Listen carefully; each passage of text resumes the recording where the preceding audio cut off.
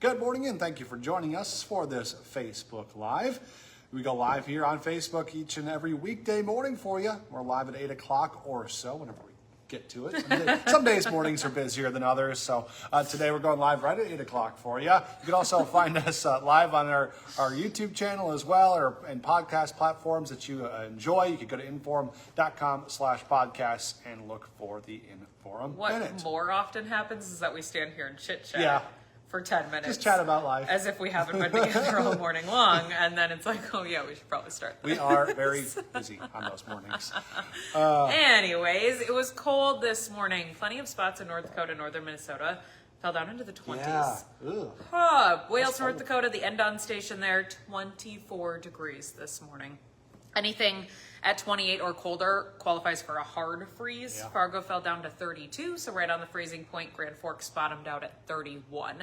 Those are your unofficial numbers, but the sun's been up now for over 2 hours, so we're not turning any colder at this point. Sunshine the rest of the day, temps up in the 60s this afternoon, which that in itself is a nice change of pace. Yeah, After 40s, 50s, kind of cloudy skies the past couple of days, some sun and some 60s will be nice. A little bit on the breezy side, though, out of the south at 10 to 20 miles an hour. Not as crazy as what we felt last week, but noticeable if you're out and about later today. Partly cloudy tomorrow, temps in the 60s to near 70. We're gusting 30 to 35 miles an hour for your Thursday. Your next best chance of rain will come on Friday. There are some shower and thunderstorm chances in western, west central North Dakota later tonight, again tomorrow. Those should all stay to the west of 281. Okay. So us closer to the valley, and on the Minnesota side, the Red River will stay dry. Our better chance of rain will build its way in throughout Friday. Okay. It's a little soon right now, but as far as timing goes, I'm thinking works its way close to the North Dakota-South Dakota line by about lunchtime, I-94 through the middle of the afternoon, early evening up toward Highway 2, and we'll continue to watch for rain to wrap up into the overnight, Friday through Saturday. Saturday itself looks dry, partly cloudy, temps in the 60s, some spots close to 70 degrees, and then we turn up the heat by Sunday into Monday. Okay. Lots of 70s and low 80s next week. Oh, wow. All right. Yeah, here we go. With that, we'll watch for some instability in the atmosphere and a chance at some scattered showers and storms sometime late Sunday. We'll see if any of those make it into Monday. Monday itself for Memorial Day, I'm thinking low 80s, maybe a stray shower early in the day for some of those ceremonies. Again, this is Wednesday right now, so we'll see how that shifts and plays as we go, but the overall message will be warming up into next week. Lots of days getting into the low 80s. So that being said, knock on wood, but this should be our final spring frost, our final frost of spring of 2026. There you go. Should be this morning. The rest of the week, I have lows 40s, 50s, next week 50s, 60s. And then it's June after that, so it's not impossible, but it's a lot less likely that we fall down to frosty territory. All right, I think that's all. All right. Thanks. Thanks, Lydia. All right, let's get to our news headlines here this morning. We are tracking breaking news this morning. An early morning crash in South Fargo. We had a crew on the scene.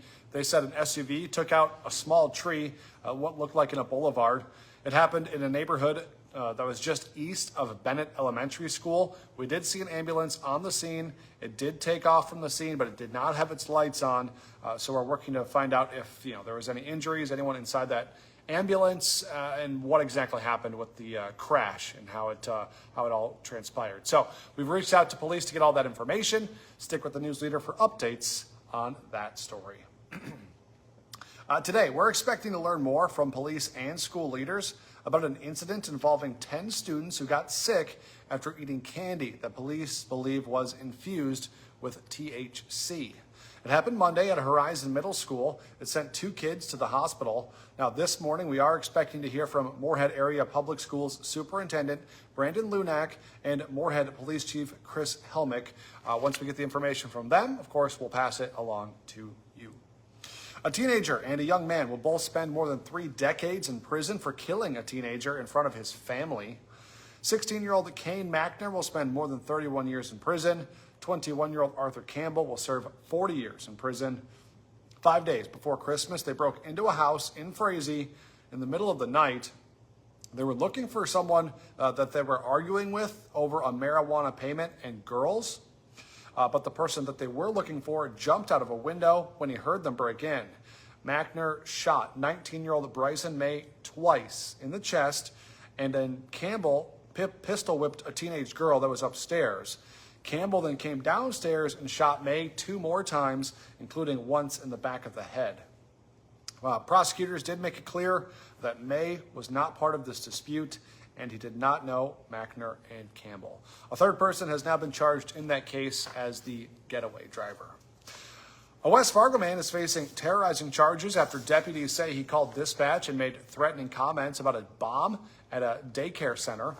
37-year-old Cody Weatherman is in the Cass County Jail. The sheriff's office say he made the call in December. It triggered the closure of the daycare center, and then deputies searched daycares and schools throughout rural Cass County looking for anything suspicious. They did not find anything. Weatherman could face more charges. We are still working to learn when he'll make his first court appearance. 5 more projects could see special assessments in Horace this year. The City Council voted to start the assessment process for 5 different improvement districts. Neighborhoods affected include Southdale Farms and Deer Creek Estates. This comes after the City Council tabled the assessment process for 2 projects along Wall Avenue for at least a year. Last fall's meeting drew wide criticism from homeowners for a lack of communication. Leaders say this process this year could be similar to last fall, but they wanted to get notices sent out as soon as possible. People will get a chance to dispute those assessments to a committee this fall, but the City Council will have the final say. Today on Hot Mic with Dom Izzo, it's official. The NFL Draft is coming to U.S. Bank Stadium in 2028. Where will they put all the expected crowds in a relatively smaller footprint? Plus, the North Dakota State track meet begins tomorrow. So who are some of the favorites to bring home championships in Bismarck? Hot Mic is live from 9 to 11 on WDAY Extra and Inforum.com. WDAY is also your home for the state track meet. So we'll give you a bunch of information about how you can watch, who's competing, and when. All that stuff tomorrow morning on First News. So join us then. Remember, for 99 cents a month for your first 3 months, get an all-access pass to our website, Inforum.com. Go to Inforum.com/subscribe to get that deal. And join us for the rest of our newscast today. Next one's at 11, then 4, 5, 6, 9, and 10. And have a great day, everyone. We'll see you back tomorrow morning for First News from 5 to 7 a.m.